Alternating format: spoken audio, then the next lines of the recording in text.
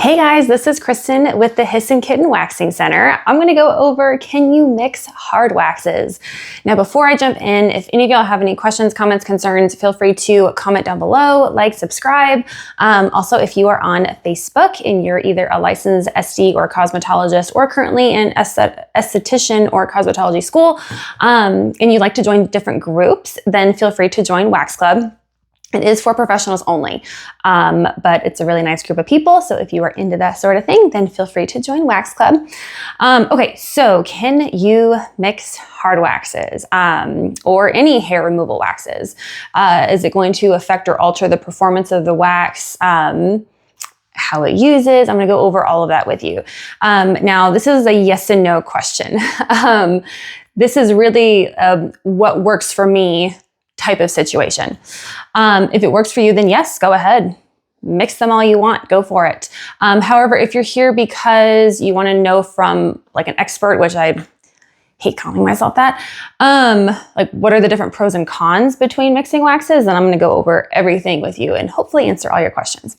Okay, so first let's begin with when mixing hard waxes is a yes, no matter what. So when you are mixing the hard waxes from the exact same formulation, less the colorants. So for this example, I'm going to use Mermaid Wax. Mermaid Wax, the different formulations are called series. So for hard wax, there's Pro Series, Signature Series, and Experimental Series. So if you're mixing colors within the same series, the only difference between each of those series is the colorant, then absolutely mix waxes no matter what. And why? Because it's fun. I love mixing hard waxes. It's fun to create your own color. It's fun to create your own concoction. It's just fun. So because of that, of course you can. Absolutely. There's no, it's not going to alter the performance of the wax the way it works. All it is the color is different. The ingredients are the same. So there is absolutely no issue there. Now this is where I'll go into kind of like what would be a no for most of you. So for some, the entire point is to create a new custom wax, not just a custom color. So waxers who mix the formulation do so for a couple of reasons. So it might be because they want to, they think mixing the two waxes form like their perfect texture, I would say. More times than I can count, I've heard of so many people that will mix the Pro Series and the Signature Series because they like the pull from the Pro Series and the elasticity from the Signature Series. For me, I don't mix the two of them, but hey, whatever works for you. You're the boss. Also, keep in mind that the way you wax and the type of wax that you use can be very different based on your environment. So if you're in like a hot, humid client, the wax is going to perform differently than if you're in, say, like a cool, dry climate. And there's so many other factors that can come into play. That's just like one thing kind of to be aware of. But like, so why would I say no to mixing a wax? From someone who has created multiple like different formulations based on ingredients, and then also my own experiences coupled with using other companies' waxes, I'd be lying if I didn't say, of course, that I think the Mermaid waxes that I've created are perfect as they are and they don't need to be mixed. They're my babies.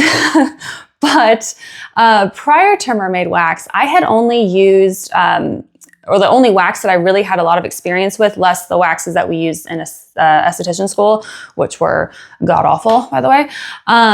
But they were rosin-based waxes.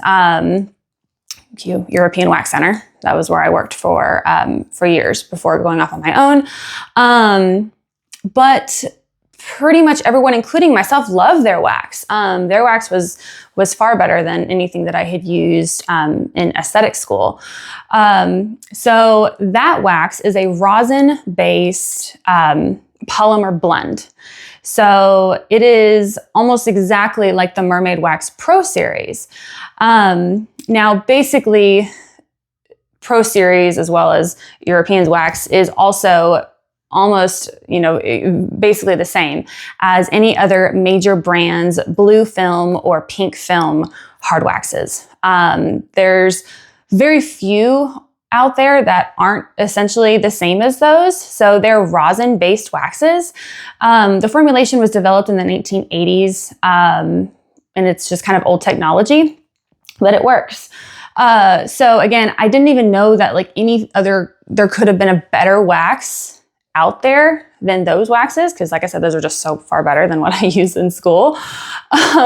But once we created, once we discovered that you can have better waxes, like whenever we came up with the signature series and then years later the experimental series, I immediately fell in love. I was in love with the super elasticity of the signature and experimental series.